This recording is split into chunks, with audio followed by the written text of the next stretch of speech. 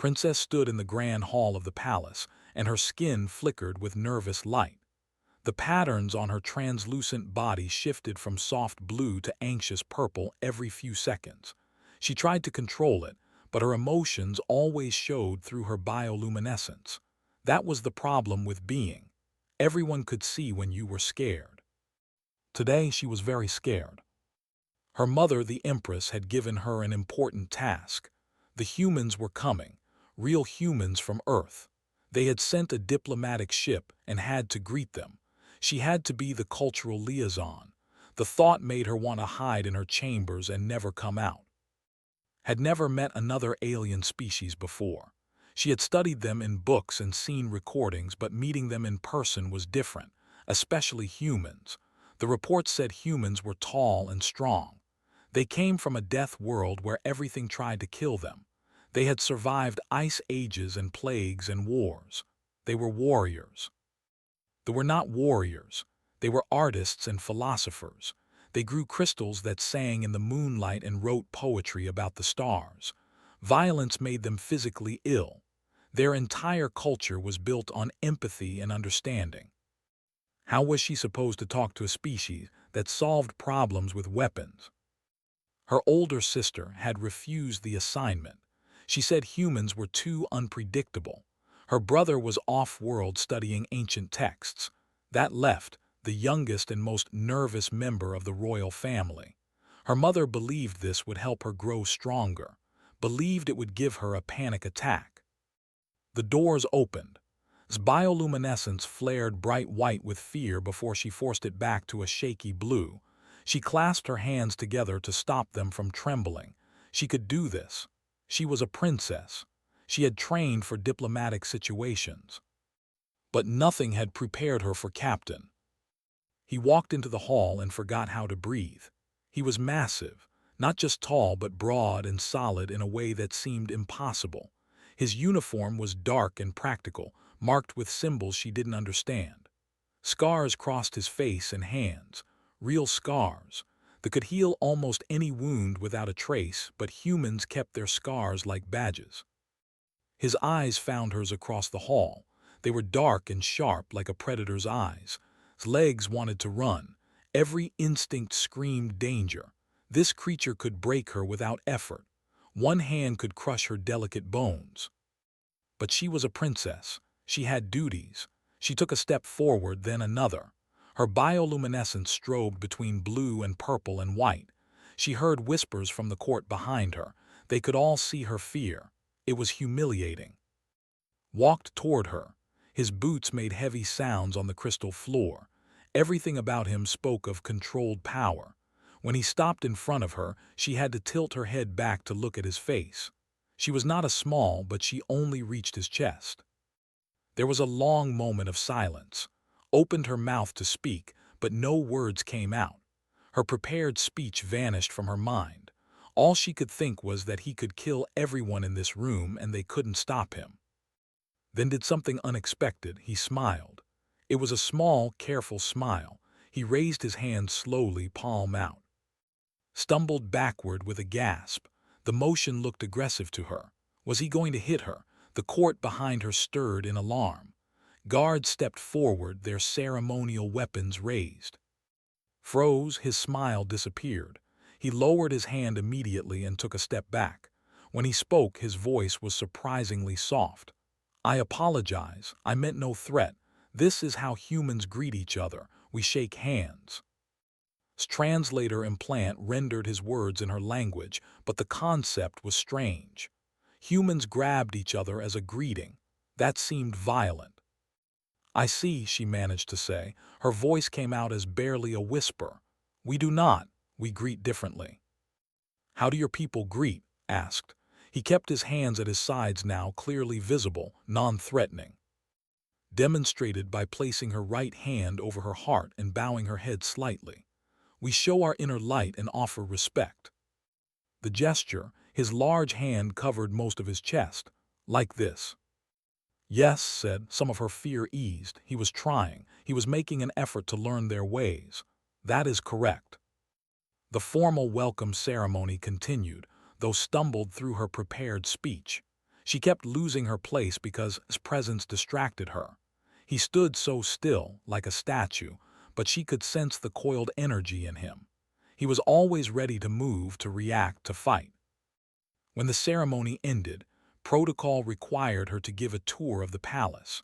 Wanted to assign someone else, but her mother gave her a look that said this was her responsibility. They walked through the crystal gardens, kept 3 steps ahead of him, unable to make herself walk beside such a large, dangerous creature. She pointed out the singing crystals and the bioluminescent flowers. She explained how the palace was grown rather than built, shaped over centuries by artisans. Listened carefully. He asked questions that showed he was paying attention. His voice remained soft, as if he understood that loud noises frightened her. When they passed through a narrow archway, he turned sideways to fit through and realized he was aware of how much space he took up. In the meditation garden, disaster struck. A small maintenance drone malfunctioned and fell from the ceiling. It was barely larger than his hand and completely harmless, but it fell directly toward her, and she froze in panic. Moved. One moment he was 3 steps behind her. The next he was in front of her, the drone caught in his hand. He had crossed the distance faster than she could see. His other hand steadied her shoulder to keep her from falling backward. The touch lasted only a second before he pulled away. But in that second, felt the warmth of his hand through her thin ceremonial robes. She felt the gentle care in how he had steadied her without gripping too hard. She looked up at his face and saw concern there, not aggression. "Are you hurt?" he asked. Shook her head. Her bioluminescence had gone completely white with shock, then slowly faded to pink. Pink was embarrassment. Everyone in the garden would know she was flustered. "Thank you," she whispered. "You move very fast." "Reflex," said. He set the drone down carefully and stepped back to give her space. "I apologize if I startled you." That evening, after had been shown to his quarters, sat in her chambers and tried to calm her racing heart. She stared at her hands, still trembling slightly. She had survived her first meeting with a human. Barely. The worst part was the message she had received an hour ago. Captain had requested to extend his stay from 2 weeks to 2 months. He wanted to learn more about culture and establish better relations between their species. 2 months. She would have to spend 2 months in the presence of that terrifying warrior. Her bioluminescence flickered anxiously as she sent her acceptance of his request. Her mother was right. This would either help her overcome her fears or break her completely. Suspected it might be both. 3 weeks had passed since Captain arrived on Prime. Had met with him every day, and slowly, her terror had faded to merely constant nervousness. Progress, she told herself. They sat in the palace library now, surrounded by data crystals that held thousands of years of history. Had asked to learn about her people's past and found teaching easier than making conversation. When she talked about facts, she could almost forget how dangerous he was. "Your people have never fought a war?" asked. He held a data crystal carefully between his large fingers, treating it like it might break. Everything he touched gently. Had noticed that, as if he knew his own strength and feared using it. "Not in 12,000 years," said. She felt proud of that. "We resolved our last conflict through meditation and understanding. Since then, we have been at peace." Was quiet for a moment. His face showed something that looked like sadness. "That must be wonderful, to live without war." "Have humans fought many wars?" asked. She already knew the answer from her research, but she wanted to hear it from him. "Yes," said simply, "too many. We have fought each other for most of our history. We only stopped fighting ourselves when we found other things to fight: pirates, raiders, hostile species." He set the crystal down. "Sometimes I wonder if humans know how to exist without conflict." "Do you enjoy fighting?" asked. The question came out before she could stop it. It was too personal, too direct. But she needed to know. She needed to understand what made humans so comfortable with violence. Looked at her, really looked at her with those sharp, dark eyes. "No," he said. "I hate it, every moment of it. The noise, the fear, the knowing that you might die or that you might have to kill. I hate all of it." Bioluminescence flickered with confusion. "Then why do you do it?" "Because someone has to," said. "Because if people like me don't stand between the innocent and those who would hurt them, then the innocent suffer. I fight so that others don't have to." Something in his words made his chest feel tight. She had never thought of violence that way. It was simply wrong, but to humans it was a tool, a terrible tool used for protection. "I think I am beginning to understand," she said softly. Her bioluminescence turned a gentle gold. Gold was respect. Over the following days, found herself actually looking forward to their meetings, told her about Earth. He described oceans and mountains and forests. He talked about human music and art. He showed her images of his home city, where buildings of glass and steel reached toward the sky. In return, shared the things she loved, the poetry of the Third Age, the crystal gardens that sang different notes depending on the season, the meditation techniques that brought inner peace. Listened to everything with genuine interest. One afternoon, Satendant brought devastating news. There had been an attack on one of their outer colonies. Pirates from the Syndicate had raided the settlement. Many were dead. Felt her legs give out. She sat down hard on the floor, her bioluminescence going dark with shock. They had no enemies. They traded fairly respected borders, harmed no one. Why would anyone attack them? Knelt beside her, careful not to touch but close enough that she could feel his presence. "I need to see the reports," he said. "May I?" Nodded, unable to speak. She watched as accessed the data, his expression growing darker with each image. The colony had been defenseless. They had taken what they wanted and killed anyone who resisted. Bodies, so beautiful in life with their crystalline features, looked like broken glass in death. "Your military said, what did they do?" "They tried to defend," whispered. "But we are not fighters. Our ships are designed for peacekeeping, not combat. They destroyed them easily." He paced the room like a caged predator. Watched him, seeing for the first time the warrior that lived inside the gentle man. His hands clenched and unclenched. His jaw was tight. "This will happen again," he said. "They will see your people as easy targets. They will attack more colonies." "What can we do?" asked. Her voice sounded small and broken. "We do not know how to fight." Stopped packing. He looked at her with an expression she couldn't read. "I need to speak with your empress, and I need to see your border defenses." 2 days later, found herself on a transport ship heading to the border stations with. Her mother had approved his request to assess their defenses. Had insisted on coming, though now she regretted it. The border station was small, designed more as a trading post than a military base. The soldiers stationed there looked young and scared. They had heard about the colony attack. They knew they might be next. Walked through the station, examining weapons and shields and defensive positions. His face grew grimmer with each passing hour. Finally, he pulled aside. "This is not enough," he said bluntly. "If they attack here, everyone will die. Your people need real defenses, real training." Before could respond, alarms screamed through the station. Ships had been detected. They were coming. The next hour was chaos. Huddled in the command center while took control of the defense. He barked orders in a voice that demanded obedience. He positioned the few weapons they had for maximum effect. He turned a trading post into a fortress in minutes. When the ships arrived, they expected easy prey. They did not expect organized resistance. Tactics bought them time. Not much, but enough for reinforcements to arrive from the main fleet.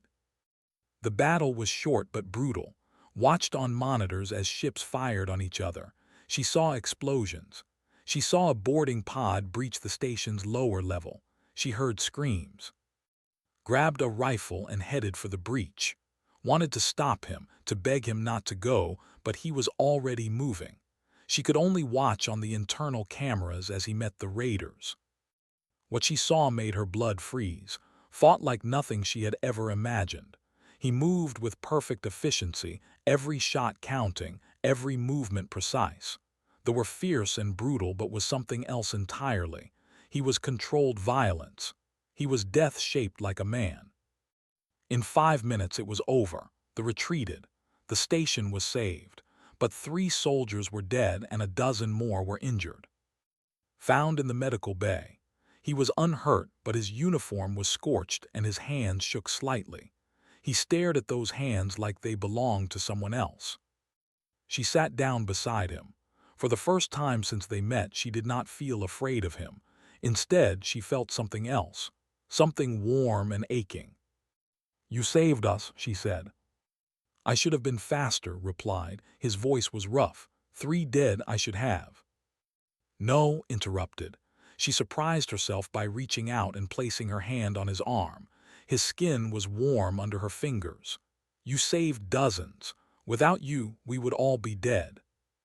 Looked at her hand on his arm, then he looked at her face. His bioluminescence was steady now. No flickering, no fear, just warm gold light. "Your people need help," said. "Real help that will come again, and next time I might not be here." "Then we must learn," said. The words came from somewhere deep inside her, somewhere she did not know existed. "We must learn to defend ourselves." On the transport back to Prime, sat in silence. She kept thinking about those 3 dead soldiers, about the dozen injured, about how her people's peaceful nature made them victims. She thought about fighting in the corridors, the fear in his eyes even as he protected them. He had been terrified too, but he had fought anyway. That night, emergency meetings filled the palace. Intelligence reported that they were planning something bigger. The raids were just tests. They were preparing for a major assault on Prime itself. The Empress called for, and when they entered the throne room, saw her mother looked older than she had ever seen her. The weight of leadership showed in every line of her face. "Captain," the Empress said, "my daughter tells me you believe we need human help. Is this true?" "Yes, Your Majesty," said. He stood at attention, respectful but not submissive. "Your people are unprepared for what is coming. With your permission, I can call for reinforcements from Earth, but they will take weeks to arrive." "And what do we do until then?" the Empress asked. Looked at, then back at the Empress. "We teach your people to fight." The training grounds had never been used for actual combat training before. They used them for ceremonial displays and physical meditation. Now, hundreds of volunteers gathered there, their bioluminescence flickering with fear and determination. Stood among them, wearing practical clothing instead of her royal robes. When she had announced she would join the training, the court had erupted in protest. A princess did not train for war. It was beneath her station. It was dangerous. Her mother had silenced them all with a single gesture. "If we ask our people to face their fears," the Empress had said, "then the royal family must lead by example." So here stood, her hands shaking, while in his small honor guard of 8 human soldiers prepared to teach them how to fight. Walked to the center of the grounds. He did not shout, but his voice carried clearly. "I know you are afraid. That is good. Fear keeps you alive, but fear alone will not save you. You must learn to act despite your fear." He gestured to his soldiers. "My team will demonstrate basic defensive positions. Watch carefully." The humans moved through formations that looked like a deadly dance. They showed how to use cover, how to fire weapons effectively, how to support each other in combat. Every movement had a purpose. There was no wasted energy. Then it was this turn to try. It was a disaster. They were not built for violence. Their bodies were delicate, designed for precision work and artistic endeavors. Holding a weapon made them uncomfortable. Running in formation exhausted them quickly. Worst of all, their empathic nature meant they felt each other's fear, multiplying it through the group. After the first day, half the volunteers quit. They could not handle the psychological stress of simulated combat. Their bioluminescence had flickered so wildly they made themselves sick. Wanted to quit too. Her muscles ached. Her hands had blisters from holding the training rifle. She had thrown up twice from the stress, but she thought about those 3 dead soldiers at the border station. She thought about what would happen if they reached Prime. She stayed. Noticed. On the second day, after the other volunteers had left, he approached her. She was sitting on the ground, too tired to stand, her bioluminescence dim with exhaustion. "You do not have to continue," said gently. "You are a princess. No one expects you to become a soldier." "I expect it of myself," said. She looked up at him. "How do you do it? How do you keep going when everything in you wants to stop?" Sat down beside her. He was careful to leave space between them, but his presence was comforting rather than threatening now. "I think about what I am protecting, my family, my friends, innocent people who cannot protect themselves. That thought is stronger than my fear." "I do not know if I can be strong enough," admitted. Her voice broke slightly. "I have been afraid my entire life, of making mistakes, of failing my people, of everything." "Strength is not the absence of fear," said.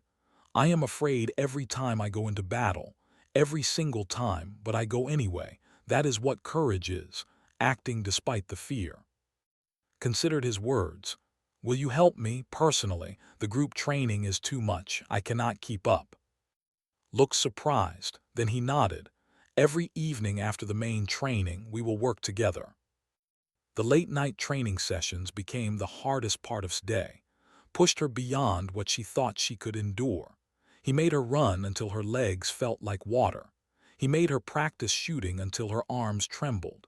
He taught her hand-to-hand defense until her entire body was one big bruise. But he was never cruel. When she fell, he waited patiently for her to get up. When she cried from frustration, he gave her time to compose herself. When she wanted to quit, he reminded her why she was doing this. "Again," he would say, just that one word, and would try again. Slowly, impossibly, she improved. Her shots became more accurate.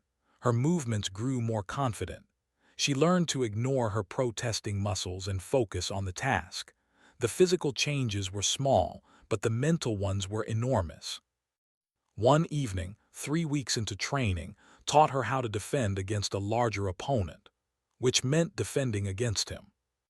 "I will come at you slowly," he said. "All you have to do is step aside and redirect my momentum. Use my size against me." He moved toward her. His instinct was to freeze or run, but she forced herself to wait, to watch, to time it right. When reached for her, she stepped aside and pushed his arm. Her push was weak, barely noticeable, but the principle was correct. "Good," said. "Again, faster this time." They practiced for an hour. At first, failed more than she succeeded, but gradually her body learned the movements. Her fear faded into focus. By the end of the session, she was actually redirecting his attacks with some effectiveness. "How do you feel?" asked when they finished. Realized she was breathing hard but smiling. Her bioluminescence was bright gold, the color of achievement. "I feel strong," she said, surprised by the truth of it. Smiled back. It was a real smile this time, not the careful one he had worn when they first met. "You are strong. You always have been. You just needed to discover it." Something passed between them in that moment, something warm and electric. His bioluminescence shifted from gold to soft pink. She looked away quickly, hoping he did not understand what pink meant. But his aide, a human woman named, had been watching from the sidelines. She caught his eye and smiled knowingly. His bioluminescence went brighter pink. This was humiliating. The next day brought terrible news. Ships had been spotted massing near the system border. Intelligence estimated they had at least 50 warships. The attack on Prime would come within 10 days. The human reinforcements were still 14 days away. The Empress called an emergency council. Conservative members argued for evacuation. They should flee and rebuild elsewhere rather than risk destruction. Other members wanted to surrender. Perhaps they would be merciful. Listen to them debate from her position beside her mother's throne. They sounded so afraid. so ready to give up everything their civilization had built over thousands of years. Stood at the back of the council chamber. He had been invited as a military advisor but had not spoken yet. Now he stepped forward. "Your Majesty," he said, "may I speak?" The Empress nodded. The council members turned to look at the human warrior. Many of them distrusted him. They blamed human influence for corrupting their peaceful princess. "You are discussing evacuation and surrender," said. His voice was calm but firm. "But you have not discussed fighting." "We cannot fight 50 warships," one council member said. "We barely survived one attack." "You cannot fight them the way you have been fighting," agreed. "But there are other ways. If you let me, I can teach you how to defend your home, not in space where you are weakest but on the ground. Make them come to you. Turn your city into a fortress." "And how many will die?" another council member demanded. "How many of our people will you sacrifice for this human idea of glory in battle?" His expression hardened. "There is no glory in battle, only death and pain. But sometimes dying on your feet is better than living on your knees. Sometimes the fight itself matters more than the outcome." The council erupted in argument. Half wanted to accept's plan, half wanted nothing to do with it. The debate raged for hours. Finally, the Empress raised her hand for silence. She looked at, "My daughter, you have trained with Captain, you have seen what he teaches. What do you believe we should do?" Stood, her legs shook, but she forced herself to speak clearly. "I believe we should fight, not because we will certainly win, but because surrendering means we are no longer, we become victims. We lose who we are." She looked at, his expression showed approval. That gave her courage to continue. "Captain has taught me that courage is not the absence of fear. It is acting despite fear. I am terrified, but I will stand and defend our home. I ask the council to give us that chance." The vote was close, but in the end the decision was made. They would fight. Immediately began transforming Prime into a defensive position. He mapped out and killing zones. He positioned the few weapons they had for maximum effect. He used the city's crystalline architecture to create barriers and fortifications. The volunteers who had completed training were organized into defensive units. It was not enough, not nearly enough, but it was what they had. On the 6th day, the fleet entered the system. They came early, catching everyone off guard. The human reinforcements were still 8 days away. Stood in the command center and watched the enemy ships approach on the displays. There were so many of them, dark and brutal, designed for one purpose only. Stood beside her. His hand rested on the tactical console, steady despite the impossible odds. "Are you ready?" he asked quietly. Thought about the scared princess who had barely been able to look at him 6 weeks ago. She thought about the training sessions and the late nights and the slowly building confidence. She thought about her people, innocent and beautiful and completely unprepared for war. "No," she said honestly, "but I will fight anyway." Nodded, "Then we have a chance." The first ships entered the atmosphere just after dawn. They came like falling meteors, burning through the sky in streaks of fire and fury. The peaceful morning light of Prime turned dark as their shadows covered the crystal city. Stood in the central command bunker deep beneath the palace. Around her, officers monitored displays showing the enemy approach. Their bioluminescence flickered with barely controlled panic. They had trained for this moment, but training was different from reality. Moved between stations, checking positions, confirming communications, preparing for battle with the calm efficiency of someone who had done this many times before.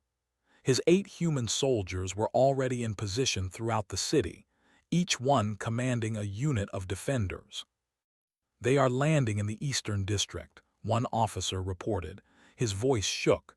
"Initial estimates show 2,000 ground forces. 2,000 against their few hundred trained defenders and whatever civilians chose to fight. The numbers were impossible." Felt her chest tighten with fear. "Evacuate the Eastern District," ordered. Fall back to the first defensive line. Let them come to us. There were reptilian creatures, twice the size of and built for violence. They carried weapons that fired explosive rounds. They wore armor that made them look like walking tanks. As they poured into the eastern district, they destroyed everything in their path, looking for resistance. They found none. The district was empty. Watched on the monitors as they advanced cautiously into the crystal streets. They reached the plaza that marked the first defensive line. Nothing happened. They moved forward. Now said quietly. The plaza exploded. They had placed charges throughout the area, hidden beneath the beautiful crystal paving. The explosions shattered the plaza and caught the formation in a deadly rain of crystal shards. The enemy had expected a pitched battle. Instead, they got ambush and traps. This was human warfare. This was what had taught them: do not fight fair, fight smart. But they were not so easily stopped. They regrouped and pushed forward with greater caution. They began clearing buildings one by one, killing any resistance they found. In the southern district, this unit waited. She commanded 20 volunteers and 3 civilians who had refused to evacuate. They held a narrow street that led to the civilian shelters. If they broke through here, thousands of innocent would die. His hands shook as she gripped her rifle. She had practiced with this weapon for weeks, but now it felt foreign and heavy. Her bioluminescence strobed between blue and white. Fear, pure fear. Beside her, an older man named noticed her panic. "Princess," he said softly, "we are all afraid, but you being here gives us courage. Just keep breathing." Nodded, she focused on her breath. In and out, like had taught her. Control the breath, control the fear. The sound of explosions echoed from the eastern district. They were getting closer. Could hear their harsh voices barking orders in a language her translator could not understand. Then they appeared at the end of the street. A dozen warriors in full combat armor. They saw a small unit and charged. Everything had learned vanished from her mind. She froze. They were massive and terrifying and coming directly at her. Her finger would not pull the trigger. Her legs would not move. Fired first, then the others joined in. The narrow street became a shooting gallery. They had numbers and strength, but they had position and desperation. 3 fell, then 2 more. But the rest kept coming. They reached position and close combat began. A warrior swung his weapon at. She stumbled backward, tripping over debris. The warrior raised his weapon to finish her. Time seemed to slow down. Saw her death coming and could not move to stop it. Then muscle memory took over. Her body remembered what her mind had forgotten. She rolled aside just as the weapon came down. The blow smashed the pavement where she had been. She came up with her knife and stabbed at the gap in this armor under his arm. The blade barely penetrated, but it was enough. The roared in pain and backhanded her, flew backward and hit a wall. Her vision went dark for a moment. When it cleared, she saw fighting the wounded. He was old and small, but he fought with desperate courage. Others rushed to help him. Together, they brought the warrior down. The remaining retreated, driven back by the fierce resistance. This unit had held, barely, but they had held. Lay against the wall, gasping for breath. Her body hurt everywhere. Her bioluminescence was dim and flickering, but she was alive. They were all alive. Princess rushed to her side. "Are you injured?" "I do not think so," managed to say. "Everything hurt, but nothing felt broken. Did we stop them?" "For now," said, "they are regrouping." In the command bunker, the situation grew worse by the hour. They had landed more troops. They were pushing toward the palace from 3 directions. The defenders fought bravely, but were being slowly overwhelmed. Coordinated the defense with grim determination. He sent his human soldiers to the critical points, using their experience to shore up the weakest positions. But there were only 8 of them and hundreds of. "The eastern line is breaking," an officer reported. Panic edged his voice. "They have breached the 2nd defensive position." "Pull back to the palace district," ordered. Consolidate our forces, make them fight for every street." The battle raged through the day.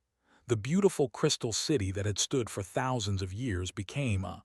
Explosions shattered the singing crystals. Fires burned in the bioluminescent gardens. The streets ran with blood, both ends. As night fell, the push toward the civilian shelters beneath the palace. This was their objective: kill the civilians and break the spirit, end the resistance quickly. This unit had fallen back to the shelter entrance. Half of her original volunteers were dead or wounded. Those who remained were exhausted and terrified, but none of them left their posts. They came at midnight. A massive assault over 100 warriors, led by a commander who stood nearly 3 meters tall. He wore black armor decorated with trophies from previous battles. His roar shook the crystal walls. This unit opened fire. They killed several, but it was not enough. The enemy pushed forward unstoppable. The commander broke through the defensive line. He kicked aside defenders like they were children. He headed straight for the shelter door, where the most vulnerable civilians huddled, where the children hid. Saw him coming. She thought about those children. She thought about the 3 dead soldiers at the border station. She thought about everything had taught her. She stepped into the commander's path. He looked down at her and laughed. She was small and obviously terrified, her bioluminescence flashing white panic. What could one scared princess do against a warrior who had killed hundreds? Raised her rifle and fired. The shots pinged off the commander's armor, doing no real damage. He swatted the rifle from her hands and grabbed her by the throat, lifting her off the ground. She could not breathe. The world started to fade, but grabbed the combat knife from her belt and stabbed wildly at the commander's face. She aimed for his eyes, the only unarmored part. The blade struck true. The commander roared and dropped her, hit the ground hard but forced herself to keep moving. She scrambled between the commander and the shelter door. "You want them," she gasped. "You go through me." The commander, enraged and half-blinded, raised his weapon to kill her. Knew she could not stop the blow. She knew she was about to die, but she had bought time. She had shown courage. That had to count for something. The blow never fell. Appeared like a storm. He moved faster than had ever seen him move, his rifle firing in controlled bursts. He hit the commander in the damaged eye, the throat, every vulnerable point. When his rifle clicked empty, he drew his knife and threw himself at the enemy commander. What followed was brutal, fought with a ferocity that seemed inhuman. He was smaller than the commander, but he was faster and more skilled, and he was absolutely furious. No one threatened while he lived. The battle between them lasted less than a minute. When it ended, the commander lay dead and stood over him, breathing hard, covered in blood.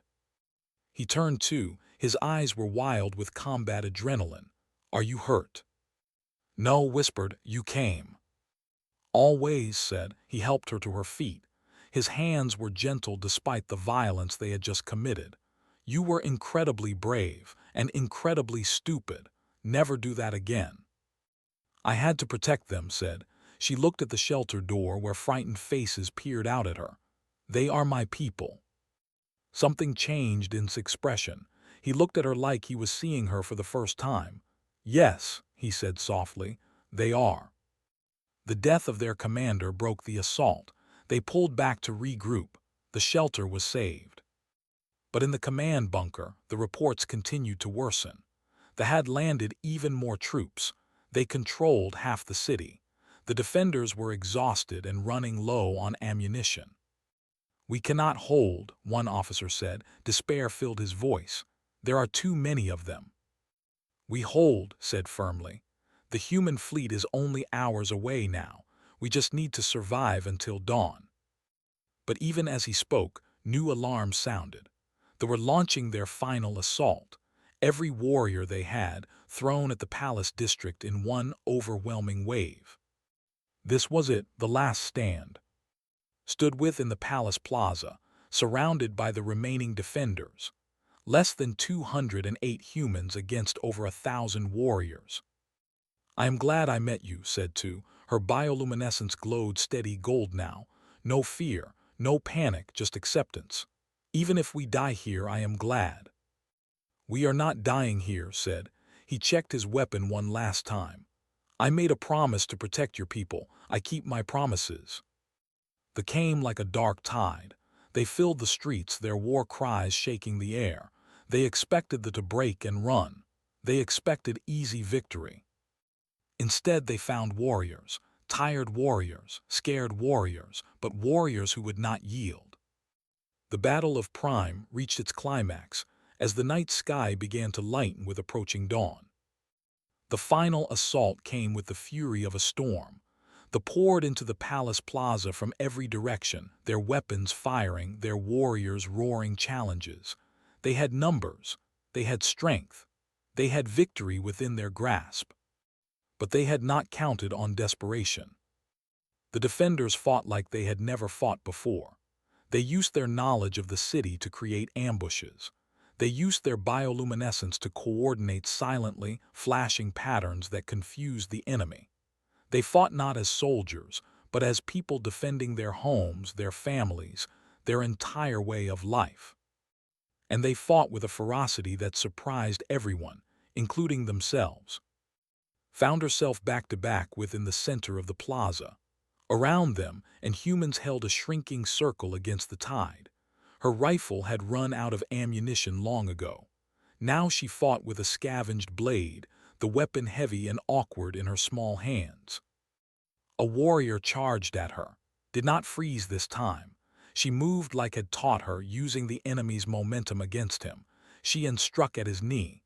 The blow was clumsy but effective. The warrior stumbled, and a human soldier finished him. "Good," shouted over the chaos. He was firing in controlled bursts, each shot counting, making his ammunition last. "Keep moving. Do not let them pin you down." The battle became a blur of violence and fear and adrenaline. Lost track of time. She only knew that she was still alive, still fighting, still protecting the shelter behind them where thousands of civilians huddled. Then, just as they were about to overwhelm their position, the sky lit up. Massive human warships dropped out of orbit, their weapons already firing. The fleet, still in orbit, suddenly found itself under attack from a force that had appeared from nowhere. Admiral's fleet had arrived early, pushing their engines beyond safety limits to reach Prime in time. The orbital battle was short and decisive. Human warships were built for war in a way ships were not. They hit harder, moved faster, and fought with a coordination born from centuries of human conflict. Within minutes, the fleet was scattered and fleeing. On the ground, commanders received the news of their fleet's destruction. They tried to rally their warriors for one final push, but it was too late. Human drop pods began landing throughout the city, each one carrying soldiers who hit the ground already firing. The Frontier Defense Corps had arrived. What followed was not a battle but an execution. The human soldiers moved through Prime with professional efficiency, clearing out positions one by one. They fought with the kind of controlled violence that made even fighting look gentle. The who had thought themselves fierce warriors learned what real warriors looked like. They learned why other species feared humans. They learned that mercy was a choice humans made, not a weakness. By midday, the Battle of Prime was over. The surviving surrendered or fled. The human soldiers began securing the city and helping with rescue operations. Stood in the ruined plaza, covered in dust and blood, her fancy royal robes replaced by torn combat gear. Her bioluminescence flickered weakly, her energy completely drained. Around her, defenders sat or lay where they had fought, too exhausted to move. Appeared beside her. He looked as exhausted as she felt, his armor damaged, his face streaked with grime. But he was alive. They were both alive. "We did it," said. Her voice came out as barely a whisper. "We actually did it." "You did it," corrected. He looked at the defenders scattered around the plaza. "Your people stood and fought. I have seen professional soldiers break under less pressure, but your people held. Looked at him, really looked at him. This human warrior who had terrified her when they first met, who had become her teacher, who had fought beside her until the very end. "Thank you," she said, "for everything." Smiled. It was his real smile, the one without caution or calculation. "Thank you for teaching me that courage comes in many forms. You were terrified from the first moment I met you, but you never let that fear stop you." Around them, human soldiers began organizing the relief efforts. Medical teams rushed to treat the wounded. Engineers assessed the damage to the city's infrastructure. Admiral himself came down to meet with the Empress. Wanted to collapse, wanted to sleep for a week, but she was a princess and her people needed her. She forced herself to stand straight, to help coordinate the rescue operations, to visit the wounded and comfort the grieving. For 3 days she worked without stopping. She barely ate or slept. Her bioluminescence remained dim, a sign of her exhaustion, but she kept moving, kept helping because that was what leaders did. On the 4th day, she finally collapsed. Her body simply gave out. Found her unconscious in the medical ward, where she had been helping tend to injured defenders. He carried her to her chambers and stood watch while physicians treated her. The diagnosis was simple: complete exhaustion combined with multiple injuries she had been ignoring. She needed rest, lots of rest. Sat beside her bed, still in his damaged armor, refusing to leave. The royal attendants tried to make him go, but he simply stared at them until they backed away. No one was brave enough to argue with a human warrior who had just saved their planet. When woke 3 days later, the first thing she saw was he was asleep in the chair beside her bed, his head tilted back, his mouth slightly open. He looked uncomfortable and exhausted and completely human. Her bioluminescence flared bright with emotion, not fear, not anxiety, something warmer. His eyes snapped open at the light. He sat up quickly, reaching for a weapon that was not there. Combat reflexes. Then he saw was awake and relaxed. "How long?" asked. Her voice was hoarse. 3 days, said. "You pushed yourself too hard. The physician said you nearly died from exhaustion." "I had to help," said. "My people needed me." "Your people needed you alive," said firmly. "You cannot help anyone if you work yourself to death." They sat in silence for a moment. Outside, reconstruction crews worked to repair the damage to the city. The sounds of hammering and crystal shaping drifted through the window. "The Empress wants to formalize an alliance with humanity," said. "A real alliance, not just a trade agreement. Military cooperation, cultural exchange, shared defense. She asked me to stay on as a permanent military advisor." His bioluminescence brightened. "Will you accept?" "That depends," said. He looked at her carefully. "There has been talk in the court about your attachment to me.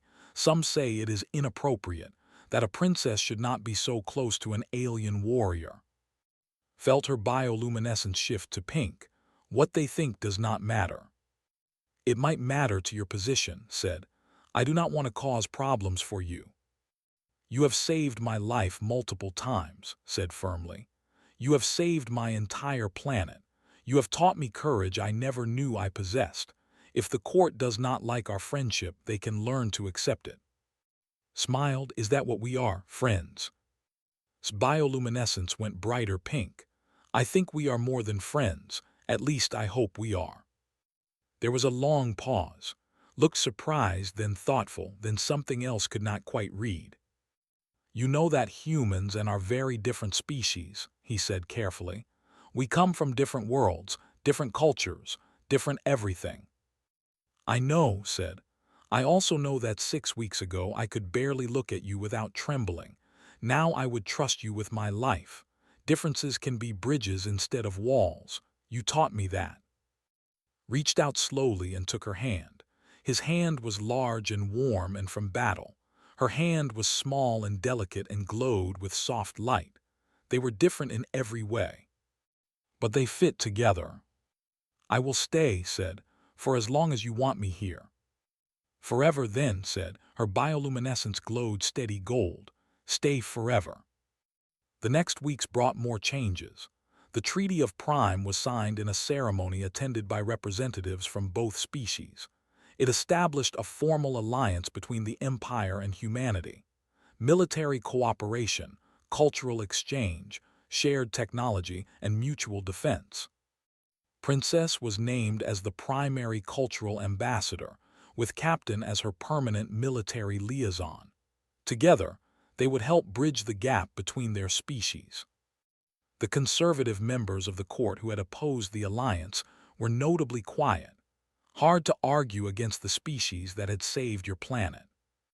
Reconstruction of Prime took months.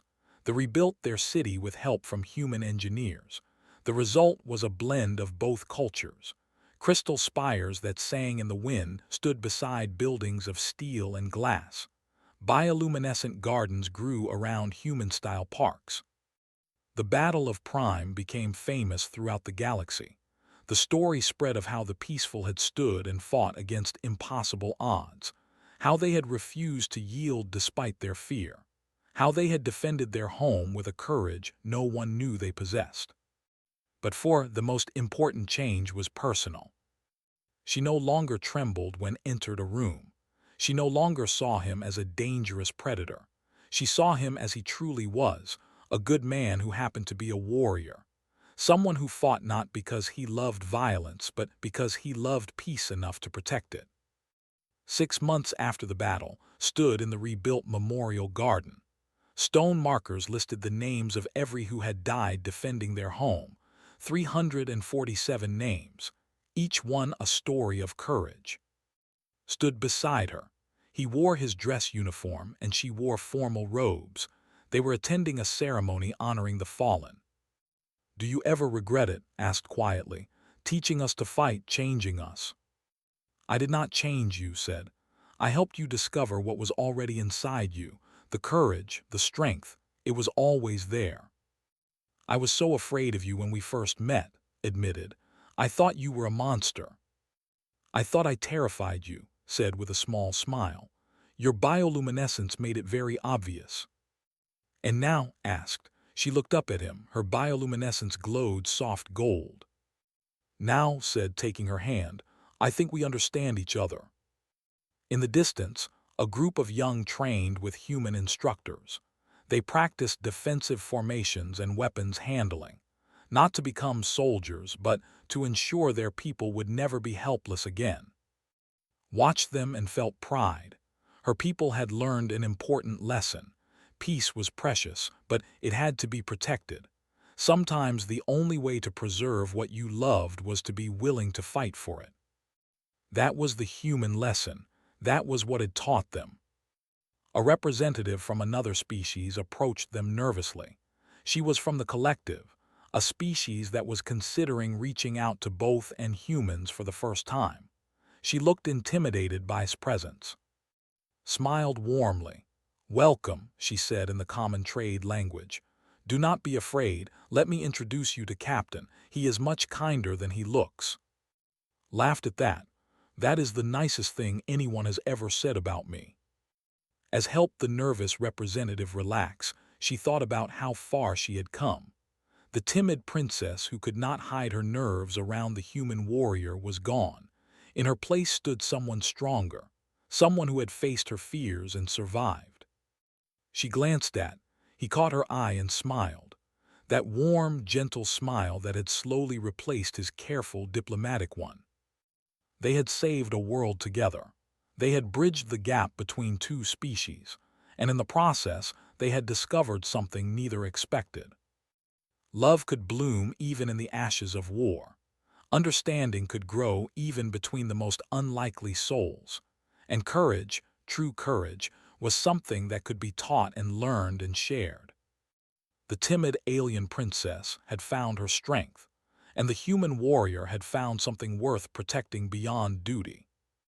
Together, they would build a future where both their peoples could thrive, where fear did not rule decisions, where different species worked together instead of apart. It would not be easy. There would be challenges and setbacks, but they would face them together just as they had faced the Battle of Prime. And that, thought as she held his hand and her bioluminescence glowed with contentment, was the most human thing she had ever learned. Never give up, never surrender, and always protect what you love no matter the cost.